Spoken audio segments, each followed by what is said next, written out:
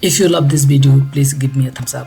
That will inspire me to make new videos, and don't forget to subscribe my channel. Go to the Play Store and type for Arduino Bluetooth control or serial control software.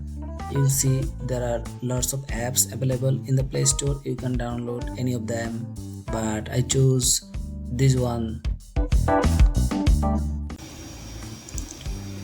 So now go to your apps and click on the device. You will see all the available device and click on the right device.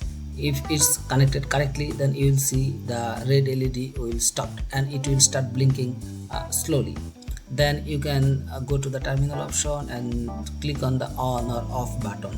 It will send O or F based on the which button you are choosing. You can also type this letter in the box and click on the send button. And if you hold down these buttons, you will see all the properties of this one and you can change them.